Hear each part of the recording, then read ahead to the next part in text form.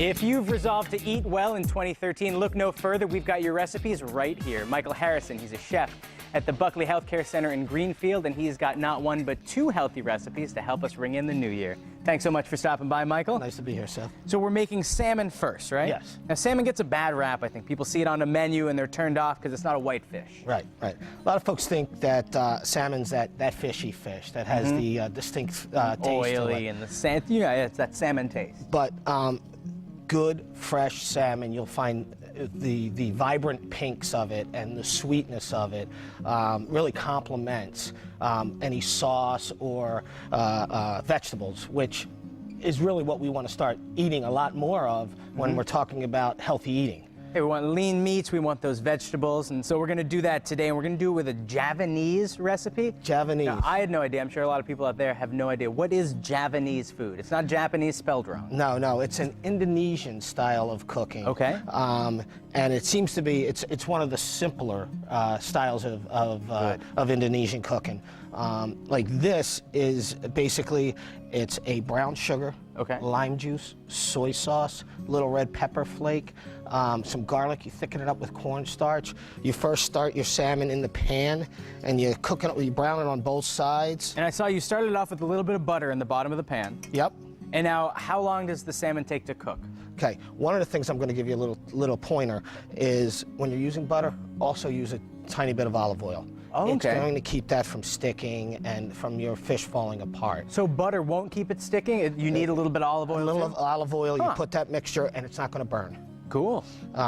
So that what we're going to do is we're going to cook that on both sides 3 to 4 minutes, because we're actually going to finish it in a 400-degree oven. Gotcha.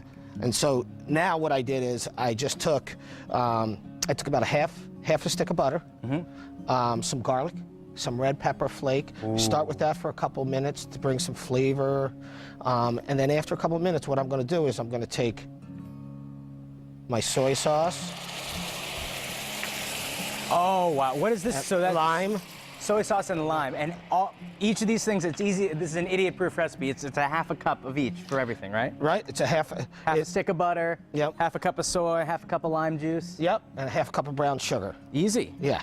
Wow, and then, that smells so good. And then we're gonna also add about 2 teaspoons of cornstarch. Cornstarch, okay. Yeah. And cornstarch is a solid. Yep. And you've put it in with water? What I always like to say with, I'm going to dilute it with a little bit of water. Okay. What I always like to say is, if I'm making a sauce, not a gravy, I'm going to use cornstarch. If I'm making a gravy, and I'm going to give you another little tidbit because that's what I love to do. Yeah. Is when I'm making my gravies, I go with what I call a liquid roux, which is olive oil or vegetable oil and flour, so you can pour it in.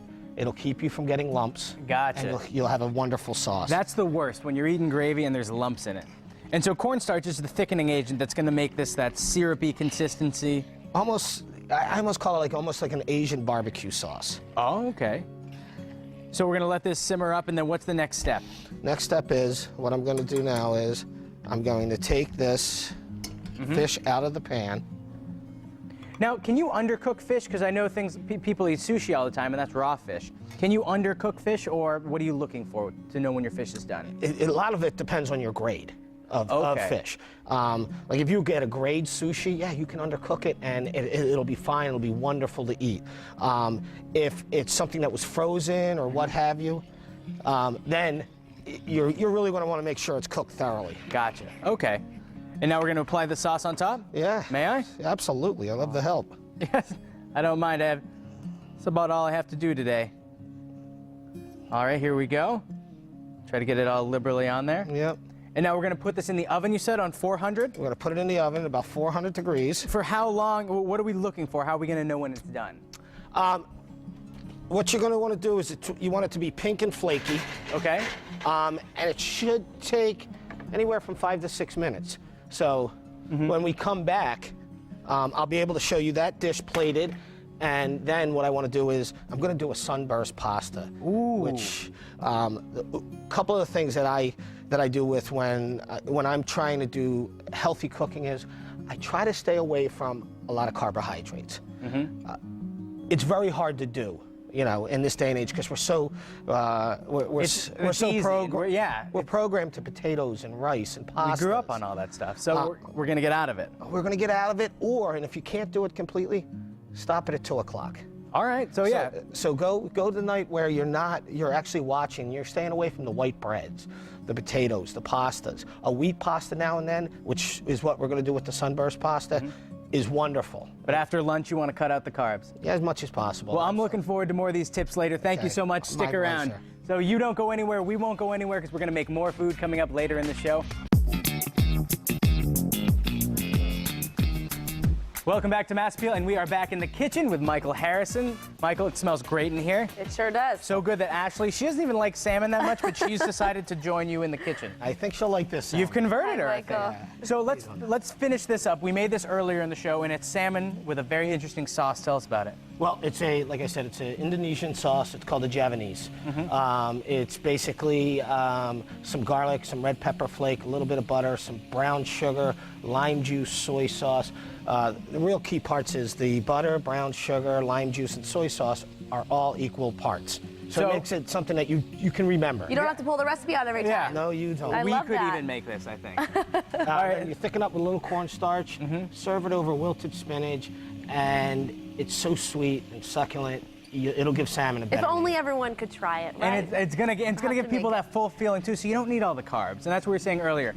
After noontime, try to limit the carbs. Right. But you can make exceptions for wheat pasta, and that's our next recipe. Yes. So what I did is I took some garlic, a little bit of butter, just got the fragrances out of it. Then I tossed in some asparagus for about 2 minutes. All right. Then this is what it's called, Sunburst pasta. Those are garden peas. Here's another little tidbit I'm gonna let you folks know is a lot of folks go to the supermarket and they're like, wow, if I don't buy fresh vegetables, I'm going to lose all the vitamins. That's not necessarily true. Frozen vegetables, a lot of times, are froze within a half hour of being picked out in the fields. So the vitamins are preserved in that. How long did the supermarkets have that stalk of broccoli? How long did it take to get there, and things like that? So don't feel guilty if you have to serve your kids frozen vegetables. Fresh is always better, absolutely. But like I said, don't feel bad. Frozen. Now, if you're tossed up between canned vegetables and frozen, do you pick frozen every time? I would pick frozen every time. Okay. Absolutely. So we're sautéing all these really tasty, really good-looking vegetables. Colorful, huh? Right? And a sauce with a little bit of garlic and butter. Chicken stock. It's going to have chicken stock, low sodium. Everything I've cooked here today has been with either low sodium soy, low sodium chicken stock. You'll get some of your salt, out of the butter. Even if you buy an unsalted butter, there will be some flavored there. So now, the last two things I'm going to do is I'm going to let this saute for about 2 more minutes. Okay. Then I'm going to add some chicken stock to it.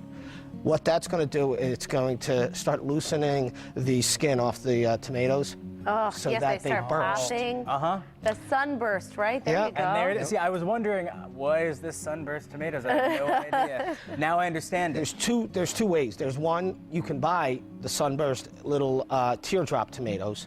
I like to do it this way because you get a great flavor when you toss your pasta in. As a matter of fact, a lot of times at home, instead of doing a marinara, I'll get fresh tomatoes or grape tomatoes and saute them and mash them, and then add my basil and oregano and garlic to that. Oh, that sounds so good. I love it. And you already have the wheat pasta cooked up here. I do. The other thing is when you're cooking pasta at home, when you're making your sauce, do it in a skillet so you can toss the pasta back in, so it can start, because pastas are sponges. They're going to absorb that flavor.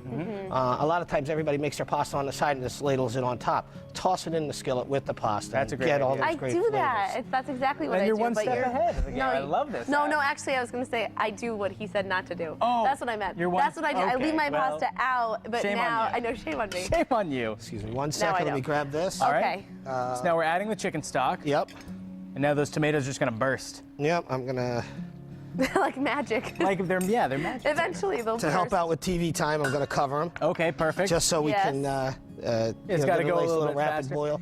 You know what I've been doing too? Instead of pasta sometimes, all these grains are really healthy and they have a lot of protein in them too. Quinoa, Yeah. and couscous. And there's absolutely. wheat berries, all those good things that you can put in there. Absolutely. Quinoa I like the best because it rehydrates so quickly. You know, you can make a stock, a beef stock, a veal stock, vegetable stock, and, you know, within minutes, you know, you have your dish. You know, you can saute your vegetables and add anything you add to it. Is going to give it such great flavor, and it's so good for you. I was just going to say, and it's healthy. Perfect. Well, That's Michael, great. we're going to let you finish all this up. We're going to come check back in with you one more time, and if you want a copy of this recipe, all you have to do is log on to mymassappeal.com later today and click on Taste Appeal. Welcome back to Mass Appeal. So we are finishing up our delicious, healthy dishes with Michael Harrison. He's the food service director at Buckley Healthcare Center. So what do we have here? What are these two? All right, so we have that's a salmon Javanese. Okay. That's on a little baby wilted spinach. And then we have our Sunburst pasta. Sunburst pasta, it has asparagus, peas, tomatoes that we boiled just till they burst in. And they Have burst, burst. yeah. Yep. Looks great. Little Parmesan cheese, and we serve it on the whole wheat pasta because it's a healthy choice. It's a lot easier for you, and it's better on your body. Looks Well, great. Michael, thank you so much. It's a pleasure having you here. Let's dollop some of these out. Just dollop. That's a new one. Is that a good Dollop. word? Maybe I think that's a it's a great resolution. I'm word. going to use the word dollop more in 2020. Hey, you already got it. You already accomplished that. Michael, thanks for being here and sharing these recipes. Oh, and some fresh little fresh basil. I Oh, love looks it. Okay, so we're going to let